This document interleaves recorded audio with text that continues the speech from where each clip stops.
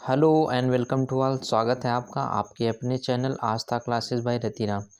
दोस्तों, आज से हम लोग संविधान के टॉप क्वेश्चन जो आपके एग्ज़ाम में बनने वाले हैं उनको सॉल्व करेंगे। तो आशा करता हूँ कि आप पिछली क्लासों का आनंद ले रहे होंगे। आज से हम लोग भारतीय संविधान के जो भी क्वेश्चन बनेंगे आपके एग्ज़ाम में उन्हें डिस्कस करेंगे। तो ज़्यादा टाइम न वेस्ट करते हुए हम लोग क्लास की ओर बढ़ेंगे। पहला क्वेश्चन आपके एक स्क्रीन पर लिखा हुआ है, किस अधिनियम द्वारा भारत का गवर्नर जनरल पद सृजित किया गया।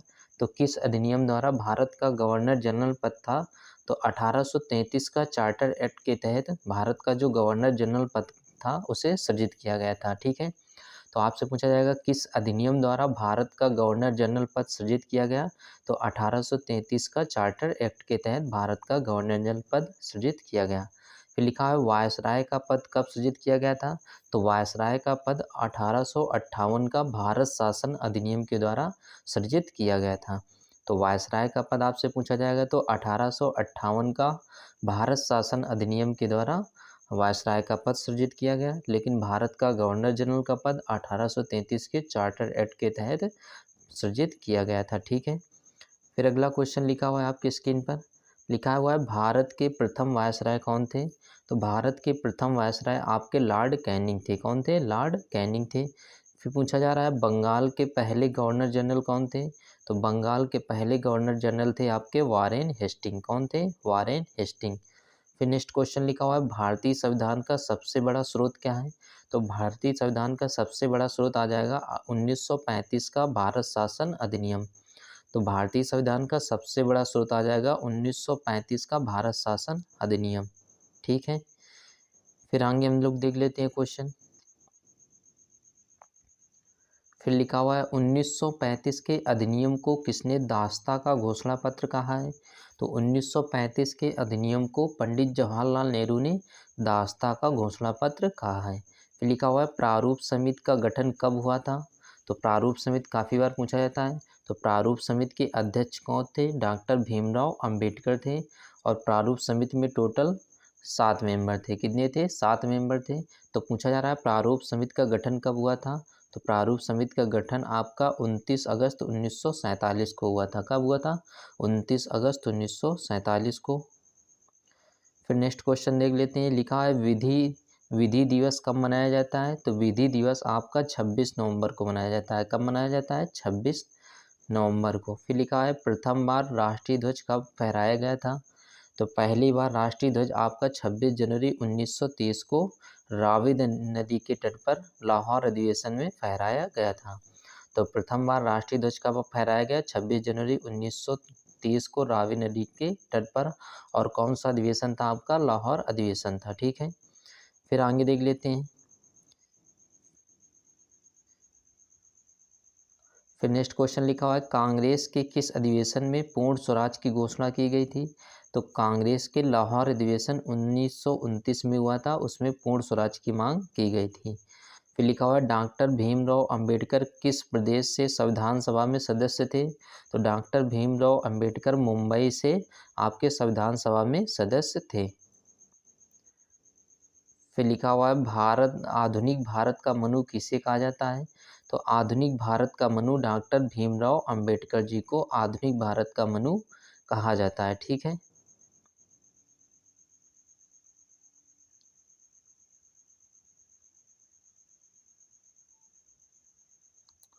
फिर अगला क्वेश्चन लिखा हुआ है नौवीं अनुसूची किस संशोधन द्वारा जोड़ी गई थी। तो नौवीं अनुसूची प्रथम संविधान संशोधन 1951 में हुआ था, उसी के अनुसार नौवीं अनुसूची जोड़ी गई थी।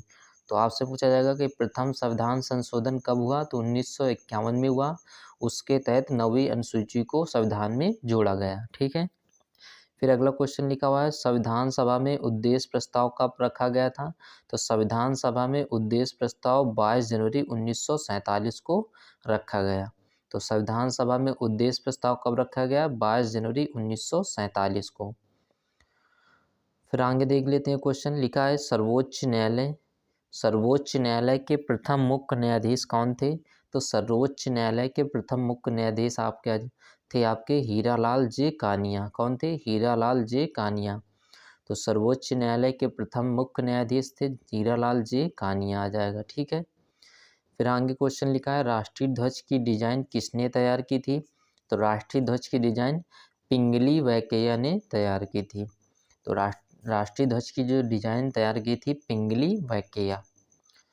फिर आगे हम लोग क्वेश्चन देख लेते हैं। लिखा हुआ है हम भारत के लोग जैसी शब्दावली का उल्लेख कहाँ पे मिलता है? तो हम भारत के लोग प्रस्तावना में इसका उल्लेख मिलता है। किसमें मिलता है? प्रस्तावना में। फिर लिखा है संविधान सभा के उपाध्यक्ष कौन थे? तो संविधान सभा के उपाध्यक्ष थे आपके एच.सी. मुखर्जी। कौन थे? एच.सी. मुखर्जी। फिर आगे लिखा हुआ है प्रारूप समिति के अध्यक्ष कौन थे?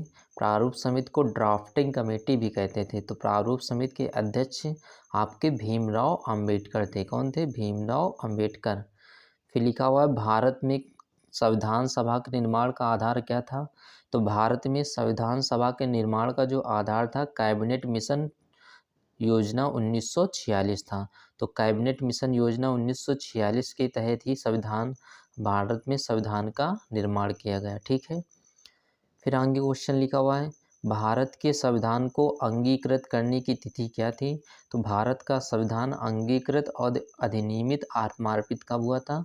तो 26 नवंबर 1949 को हुआ था। कब हुआ था? 26 नवंबर 1949 को। फिर लिखा है संविधान सभा की प्रथम बैठक के अध्यक्ष कौन थे? तो संविधान सभा की पहली बैठक आपकी हुई थी 9 दिसंबर 1946 को।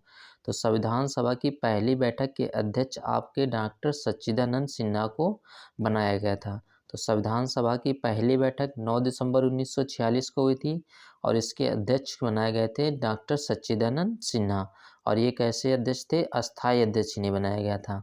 तो संविधान सभा के अस्थायी अध्यक्ष किसे बनाया गया? डॉक्टर सच्चिदानंद सिन्हा को बनाया गया था। और स्थायी अध्यक्ष डॉक्टर राजेंद्र प्रसाद को 11 दिसंबर 1946 को बनाया गया। ठीक है। फिर आगे देखिए क्वेश्चन लिखा हुआ है संविधान सभा की पहली बैठक कब आयोजित हुई थी? तो संविधान सभा की पहली बैठक आपकी 9 दिसंबर 1946 को हुई थी और इसी में डॉक्टर सच्चिदानंद सिन्हा को अस्थायी अध्यक्ष बनाया जाता है।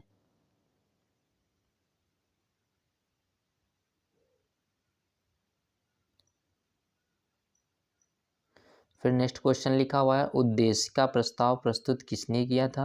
तो उद्देश्य प्रस्ताव आपके पंडित जवाहरलाल नेहरू ने पेश किया था। और ये कब पेश किया था? 13 दिसंबर 1946 को। 13 दिसंबर 1946 को पंडित जवाहरलाल नेहरू ने उद्देश्य प्रस्ताव पेश किया था। ठीक है। फिर लिखा है प्रारूप समिति के समक्ष प्रस्तावना प्रस्तुत की किसने? पंडित जवाहरलाल नेहरू ने। फिर देख लेते हैं आगे नेक्स्ट क्वेश्चन लिखा है मुस्लिमों हेतु पृथक निर्वाचन प्रणाली लागू की गई। कब लागू की गई थी? तो मार्ले मिंटो सुधार अधिनियम 1909 में आया हुआ था। उसी के तहत मुसलमानों के लिए पृथक निर्वाचन की व्यवस्था शुरू की गई थी। ठीक है। फिर लिखा है भारतीय संविधान के पूर्ण रूप से लागू होने की तिथि क्या है? तो भारतीय संविधान पूरी तरीके से कब लागू हुआ? तो 26 जनवरी 1950 को पूरी तरीके से लागू हो गया था। ठीक है। फिर आगे लिखा हुआ है झंडा समिति के अध्यक्ष कौन थे? तो झंडा समिति के अध्यक्ष आपके जे.बी. कृपलानी थे। कौन थे? जे.बी. कृपलानी। फिर लिखा हुआ है कैबिनेट मिशन ने संविधान सभा के सदस्यों की संख्या निर्धारित कितनी की थी? तो कैबिनेट मिशन ने संविधान सभा में सदस्यों की संख्या 389 निर्धारित की थी। कितनी? 389।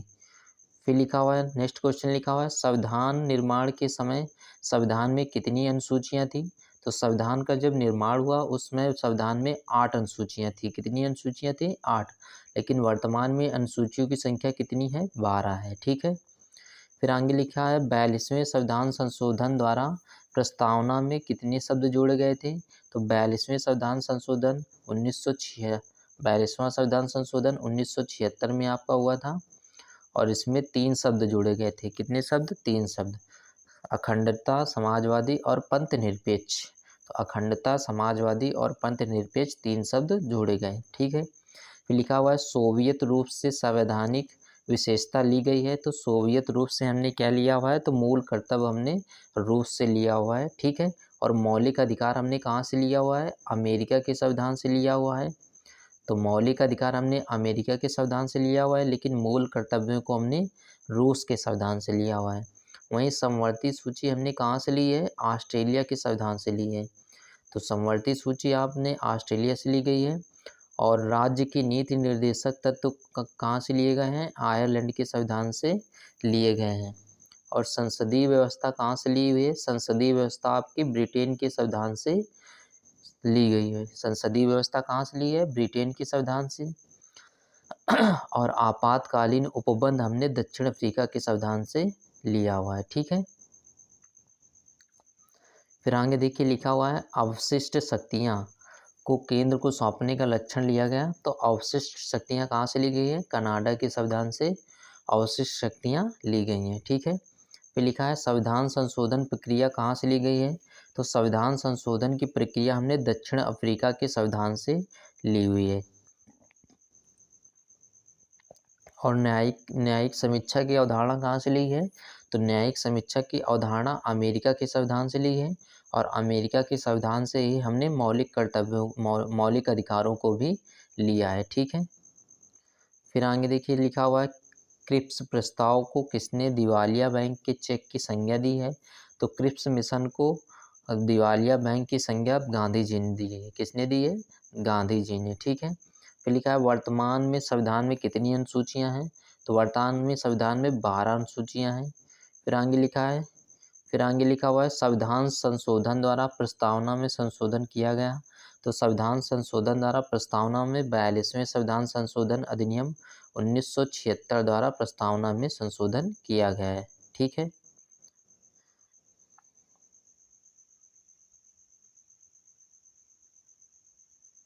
फिर देखिए लिखा हुआ है मौलिक अधिकार किस देश के संविधान से लिए गए हैं? तो मौलिक अधिकार हमारे अमेरिका के संविधान से लिए गए हैं।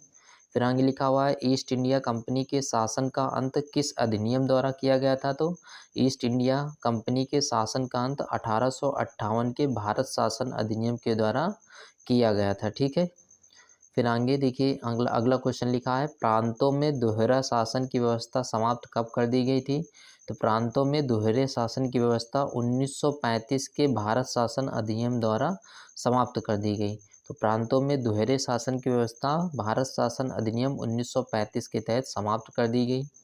फिर आगे लिखा हुआ है अनुसूचित क्षेत्रों के प्रशासन से संबंधित अनुसूची कौन सी है?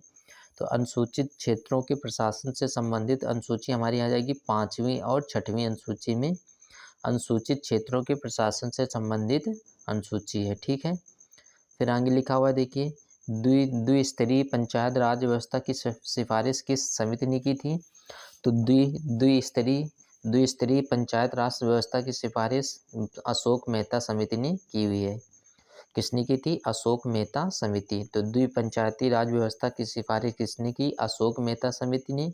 और बलवंत राय मेहता समिति ने त्रिस्तरीय पंचायत राज व्यवस्था की सिफारिश की थी। तो द्विस्तरीय पंचायत राज व्यवस्था की सिफारिश किसने की? अशोक मेहता ने। और त्रिस्तरीय आपकी बलवंत राय मेहता ने की थी। ठीक है, फिर आगे लिखा हुआ है सरकारिया आयोग का संबंध किससे है? तो सरकारिया आयोग का संबंध केंद्र और राज्य संबंधों की जांच से संबंधित है। ठीक है, केंद्र और राज्य की जांच से संबंधित है। फिर आगे लिखा हुआ है 1971 के भारत पाकिस्तान युद्ध के समय देश के राष्ट्रपति कौन थे? तो 1971 का जब भारत पाकिस्तान युद्ध हुआ था उस समय हमारे राष्ट्रपति वीवी गिरी थे। कौन थे? वीवी गिरी। लिखा है संपूर्ण क्रांति आंदोलन के प्रणेता कौन थे? तो संपूर्ण क्रांति आंदोलन के प्रणेता जयशंकर नारायण थे। कौन थे? जयशंकर नारायण। ठीक है, फिर लिखा है पहले व्यक्ति जिन्हें मरणोपरांत भारत रत्न दिया गया था। तो पहले ऐसे व्यक्ति जिन्हें मरणोपरांत भारत रत्न दिया गया वो थे लाल बहादुर शास्त्री। कौन थे? लाल बहादुर शास्त्री। फिर लिखा है मतदाता की आयु 21 वर्ष से घटाकर 18 वर्ष किस संविधान संशोधन द्वारा कर दी गई थी? तो मतदान की आयु 21 वर्ष से घटाकर 18 वर्ष 61वें संविधान संशोधन 1989 के तहत कर दी गई थी। तो 61वां संविधान संशोधन कब हुआ? 1989 में हुआ था। इसके तहत मतदान की आयु 21 वर्ष से घटाकर 18 वर्ष कर दी गई थी। ठीक है, फिर आगे देख लेते हैं क्वेश्चन। नेक्स्ट क्वेश्चन लिखा है शिक्षण संस्थाओं में धार्मिक शिक्षा का प्रतिबंध किस अनुच्छेद के तहत लगाया गया है? तो शिक्षण संस्थाओं में धार्मिक शिक्षा का प्रतिबंध अनुच्छेद 28 के तहत लगाया गया है। ठीक है। फिर आगे लिखा हुआ है राष्ट्रपति के विरुद्ध महाभियोग किस आधार पर लाया जा सकता है। तो महाभियोग की प्रक्रिया हमने दक्षिण अफ्रीका के संविधान से ली है। तो लिखा हुआ है राष्ट्रपति के विरुद्ध महाभियोग किस आधार पर लाया जा सकता है। तो संविधान के उल्लंघन के आरोप में भारत के जो राष्ट्रपति होते हैं उन पर महाभियोग की प्रक्रिया लाई जा सकती है। ठीक है। और संसद के किसी भी सदन में ये लाई जा सकती है। लिखा है मंत्रिमंडल शब्द का उल्लेख किस अनुच्छेद में मिलता है। तो मंत्रिमंडल शब्द का उल्लेख अनुच्छेद 352 में मिलता है। किस में मिलता है? अनुच्छेद 352 में। फिर नेक्स्ट क्वेश्चन लिखा हुआ है हमारा, नेक्स्ट क्वेश्चन लिखा हुआ है चंडीगढ़ का प्रशासक कहलाता है। तो चंडीगढ़ का प्रशासक आयुक्त कहलाता है। कौन कहलाता है? आयुक्त। लिखा हुआ है पंचायती राज संस्थाओं के चुनाव कराने वाला प्रथम राज्य कौन था। तो पंचायती राज संस्थाओं के चुनाव कराने वाला पहला राज्य हमारा था आंध्र प्रदेश।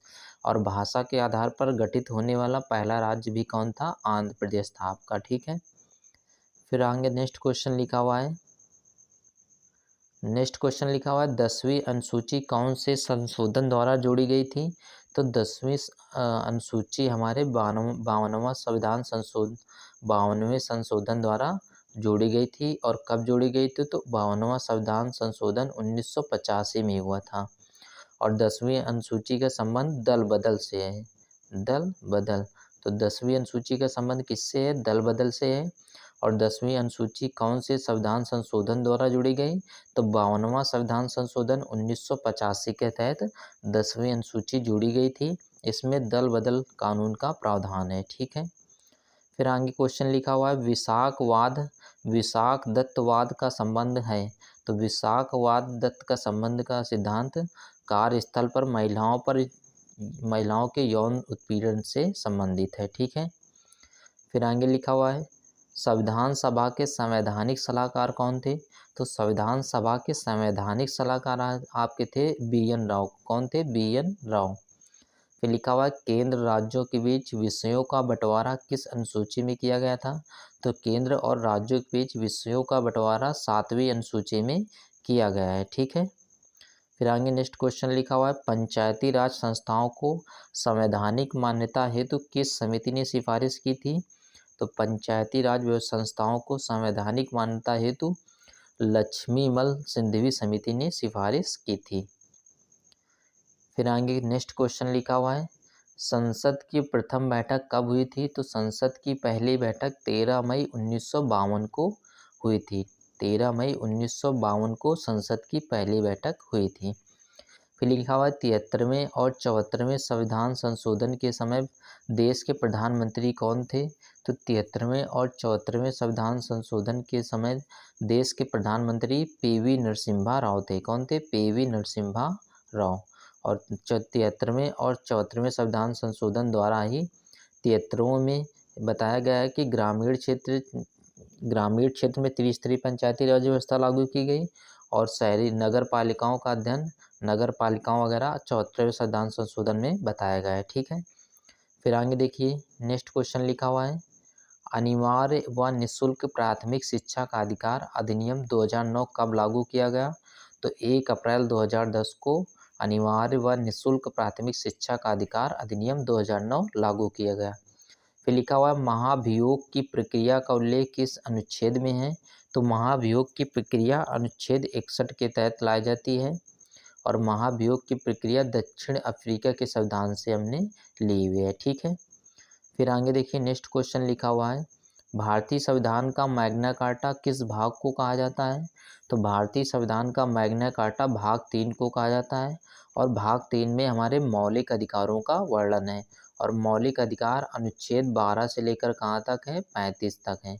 तो मौलिक अधिकार वर्तमान में कितने हैं? 6 हैं। पहले मौलिक अधिकारों की संख्या 7 हुआ करती थी, लेकिन बाद में एक मौलिक अधिकार को हटा दिया गया। वर्तमान में मौलिक अधिकारों की संख्या कितनी है? 6 है। और अनुच्छेद 12 से 35 तक मौलिक अधिकारों का वर्णन है। और मौलिक अधिकार भाग 3 में हमारे वर्णित हैं। और इसे हमने अमेरिका के संविधान से लिया हुआ है। और भारतीय संविधान का मैग्ना कार्टा भाग 3 को कहा जाता है। फिर लिखा हुआ है न्यायिक पुनरावलोकन का आधार किस अनुच्छेद में है। तो न्यायिक पुनरावलोकन का आधार अनुच्छेद 13 में है और न्यायिक पुनरावलोकन की व्यवस्था हमने अमेरिका के संविधान से ली हुई है। ठीक है, फिर आगे हम लोग देख लेते हैं। फिर लिखा हुआ है सामाजिक आर्थिक न्याय का प्रतीक किस भाग को कहा जाता है। तो सामाजिक आर्थिक न्याय का प्रतीक भाग 4 को हम लोग कहते हैं। फिर लिखा हुआ है मूल कर्तव्य किस संशोधन द्वारा जुड़ गए। तो मूल कर्तव्यों को 42वें संविधान संशोधन 1976 द्वारा सरदार स्वर्ण सिंह समिति की सिफारिश पर जोड़े गए थे। फिर लिखा है तीनों सेनाओं का सर्वोच्च कमांडर कौन होता है। तीनों सेनाओं का सर्वोच्च कमांडर हमारा राष्ट्रपति होता है। फिर लिखा हुआ है डॉक्टर अंबेडकर ने किस अधिकार को भारतीय संविधान की आत्मा कहा है। तो संवैधानिक उपचारों के आधार को भीमराव अम्बेडकर ने संविधान की आत्मा कहा है और अनुच्छेद 32 को संविधान की आत्मा भीमराव अम्बेडकर ने कहा हुआ है। फिर लिखा हुआ है राज्यसभा का पदेन सभापति कौन होता है। तो राज्यसभा का पदेन सभापति उपराष्ट्रपति होता है। कौन होता है, उपराष्ट्रपति। फिर लिखा है राष्ट्रपति संसद में कितने सदस्य मनोनीत कर सकता है। तो राष्ट्रपति संसद में 12 सदस्यों का मनोनयन कर सकता है। 12 लोकसभा में कितने, 2 सदस्य और राज्यसभा में 12 सदस्य का मनोनयन कर सकता है। ठीक है, फिर लिखा हुआ है भारत की विदेश नीति का आधार कौन सा अनुच्छेद है। तो भारत की विदेश नीति का आधार अनुच्छेद 51 को कहा गया है। ठीक है, फिर लिखा है प्रथम आंग्ल भारतीय जो संसद में निर्वाचित हुए थे कौन थे। वे थे डेरेक ओ ब्राउन। कौन थे, डेरेक ओ ब्राउन। फिर नेक्स्ट क्वेश्चन लिखा हुआ है सूचना का अधिकार अधिनियम कब लागू हुआ था। तो सूचना का अधिकार RTI right to information RTI act कब लागू हुआ था। तो 12 अक्टूबर 2005 को आरटीआई लागू हुआ था। तो सूचना का अधिकार अधिनियम 12 अक्टूबर 2005 को लाया गया था। ठीक है, फिर लिखा है लोकपाल ओम्बुड्समैन की अवधारणा किस देश से ली गई है। तो लोकपाल की व्यवस्था हमने स्वीडन के संविधान से ली गई है और पहले लोकपाल हमारे कौन थे, पिनाकी चंद्र घोष थे। कौन बनाए गए, पिनाकी चंद्र घोष को पहला लोकपाल बनाया गया। तो पिनाकी चंद्र घोष को पहला लोकपाल बनाया गया। फिर आगे नेक्स्ट क्वेश्चन लिखा हुआ है अब तक कितनी बार संसद के संयुक्त अधिवेशन हो चुके हैं। तो अब तक मात्र 3 बार संसद के संयुक्त अधिवेशन हो चुके हैं। फिर लिखा है लोकसभा के प्रथम अध्यक्ष कौन थे। तो लोकसभा के पहले अध्यक्ष गणेश वासुदेव मावलंकर थे। कौन थे, गणेश वासुदेव मावलंकर। इनका नाम जीवी मावलंकर भी लिखकर आ जाता है कभी कभी। ठीक है, तो याद रखिएगा। फिर लिखा हुआ लोकतांत्रिक विकेंद्रीकरण का जनक किसे कहा जाता है। तो लोकतांत्रिक विकेंद्रीकरण का जनक बलवंत राय मेहता को कहा जाता है। किसे कहा जाता है, बलवंत राय मेहता। फिर लिखा है ग्राम पंचायत की गणपूर्ति कोरम कितनी होती है। तो ग्राम पंचायत की गणपूर्ति 1/3 होती है। कितनी होती है, 1/3 होती है। ठीक है, फिर आगे हम लोग अगले क्वेश्चन की ओर हम लोग बढ़ जाते हैं। अगला क्वेश्चन लिखा हुआ है पंजाब में आतंकवादियों के विरुद्ध कौन सा ऑपरेशन चलाया गया। तो पंजाब में आतंकवादियों के विरुद्ध ऑपरेशन ब्लू स्टार चलाया गया। कौन चलाया गया, ऑपरेशन ब्लू स्टार। फिर नेक्स्ट क्वेश्चन लिखा है श्रीलंका में लिट्टे आतंकवादियों के विरुद्ध भारतीय सेना द्वारा चलाया गया ऑपरेशन कौन था।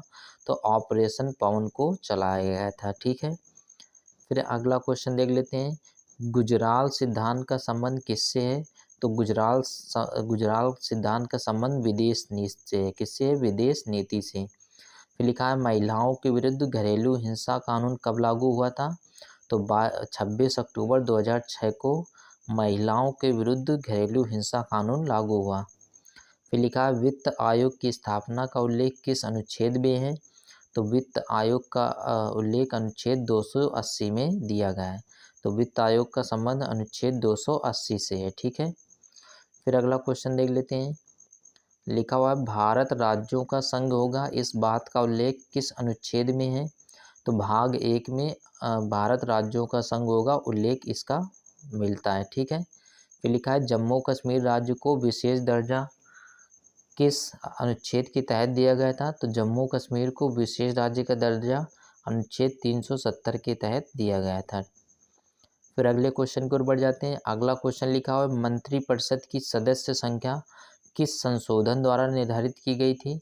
तो मंत्रिपरिषद की सदस्य संख्या 51वें संविधान संशोधन 2003 के द्वारा निर्धारित की गई थी। फिर लिखा है, द्वितीय वरीयता द्वारा निर्वाचित एकमात्र राष्ट्रपति कौन थे? तो वीवी गिरी थे। कौन थे? वीवी गिरी। फिर अगला क्वेश्चन लिखा हुआ है, देश के पहले और एकमात्र कार्यवाहक प्रधानमंत्री किसे बनाया गया था? तो गुलजारी लाल नंदा को देश के पहले और एकमात्र कार्यवाहक प्रधानमंत्री बनाए गए। फिर अगला क्वेश्चन लिखा है, राजनीतिक दलों को मान्यता कौन प्रदान करता है? तो राजनीतिक दलों को मान्यता निर्वाचन आयोग प्रदान करता है। और निर्वाचन आयोग का 324 से निर्वाचन आयोग का वर्णन किया गया है और भाग 20 में निर्वाचन आयोग है। ठीक है। फिर अगला क्वेश्चन लिखा है, विधि शब्द। नेक्स्ट क्वेश्चन लिखा हुआ है, विधि शब्द किस अनुच्छेद में वर्णित है? तो विधि शब्द अनुच्छेद 13 में वर्णन किया गया है। फिर लिखा है, संयुक्त राष्ट्र संघ की स्थापना कब हुई थी? तो संयुक्त राष्ट्र संघ की स्थापना 24 अक्टूबर 1945 को हुई थी। फिर लिखा हुआ है, मानवाधिकार दिवस कब मनाया जाता है? तो मानवाधिकार दिवस आपका 10 दिसंबर को मनाया जाता है। फिर लिखा है, सर्वोच्च न्यायालय की एक अन्य पीठ स्थापित की जा सकती है। तो राष्ट्रपति के परामर्श पर मुख्य न्यायाधीश द्वारा सर्वोच्च न्यायालय की एक अन्य पीठ स्थापित की जा सकती है। ठीक है। फिर आगे अगला क्वेश्चन देख लेते हैं। लिखा है, किस संशोधन द्वारा राष्ट्रपति के लिए मंत्रिपरिषद का परामर्श मानना अनिवार्य कर दिया गया है? तो किस संविधान संशोधन द्वारा? तो 42वें संविधान संशोधन 1976 द्वारा यह मान्यता दी गई कि मंत्रिपरिषद का परामर्श मानना राष्ट्रपति के लिए अनिवार्य होगा। ठीक है। फिर लिखा हुआ है, अगला क्वेश्चन लिखा हुआ है, भारत के कितने व्यक्ति अंतर्राष्ट्रीय न्यायालय में न्यायाधीश रह चुके हैं? तो भारत के 4 न्यायाधीश अंतर्राष्ट्रीय न्यायालय में न्यायाधीश रह चुके हैं और अंतर्राष्ट्रीय न्यायालय का मुख्यालय द हेग नीदरलैंड में स्थित है। कहाँ पे स्थित है? द हेग नीदरलैंड में है। ठीक है। फिर अगला क्वेश्चन लिखा हुआ है, पंचायत समिति का प्रधान अपना इस्तीफा किससे देता है? तो पंचायत समिति का प्रधान अपना इस्तीफा जिला प्रमुख को देता है। किसको देता है? जिला प्रमुख को। फिर लिखा है, राज्य निर्वाचन आयुक्त की नियुक्ति किसके द्वारा की जाती है? तो राज्य निर्वाचन आयुक्त की नियुक्ति राज्यपाल द्वारा की जाती है। फिर अगला क्वेश्चन लिखा हुआ है, भारतीय संसद पर हमला कब हुआ था? तो भारतीय संसद पर हमला 13 दिसंबर 2001 को हुआ था। फिर लिखा हुआ है, आंध्र प्रदेश राज्य का गठन किस वर्ष हुआ था? तो आंध्र प्रदेश राज्य का गठन 1953 में हुआ था। फिर लिखा हुआ है, कारगिल दिवस किस दिन मनाया जाता है? तो कारगिल दिवस 26 जुलाई को मनाया जाता है। फिर लिखा हुआ है, भारत सरकार का लेखांकन का कार्य कौन करता है? तो भारत सरकार के लेखांकन का कार्य महालेखाकार करता है। कौन करता है? महालेखाकार।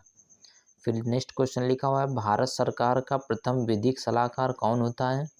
तो भारत सरकार का प्रथम विधिक सलाहकार भारत का महान्यायवादी होता है और अनुच्छेद 76 से संबंध है। महान्यायवादी का संबंध अनुच्छेद 76 से है। ठीक है। फिर लिखा है, प्रधानमंत्री की कर्तव्यों का उल्लेख किस अनुच्छेद में किया गया है? तो प्रधानमंत्री की कर्तव्यों का उल्लेख अनुच्छेद 78 में किया गया है। फिर नेक्स्ट क्वेश्चन लिखा हुआ है, प्रस्तावना में भारत शब्द कितनी बार उल्लेख हुआ है? तो प्रस्तावना में भारत शब्द मात्र 2 बार उल्लेख हुआ है। फिर लिखा है, संविधान में भारत को क्या कहा गया है? तो संविधान में भारत को राज्यों का संघ कहा गया है। फिर लिखा हुआ है, नए राज्य के गठन की प्रक्रिया का उल्लेख किस अनुच्छेद में है? तो नए राज्य के गठन की प्रक्रिया का उल्लेख अनुच्छेद 3 में वर्णन इसका किया गया है। फिर नेक्स्ट क्वेश्चन, संपत्ति का अधिकार मौलिक अधिकार के रूप में किस संशोधन द्वारा समाप्त कर दिया गया? तो 44वां संविधान संशोधन 1978 द्वारा संपत्ति का अधिकार मौलिक अधिकार से हटाकर इसे एक कानूनी अधिकार बना दिया गया और इसे अनुच्छेद 300A में रख दिया गया है। ठीक है। तो संपत्ति का अधिकार पहले मौलिक अधिकार हुआ करता था अब इसे क्या बना दिया गया है, कानूनी अधिकार। कौन से संशोधन द्वारा, 44वें संविधान संशोधन 1978 द्वारा। और इसे 300 के ए में, अनुच्छेद 300 के ए में रख दिया गया है। अब ये कैसा अधिकार है,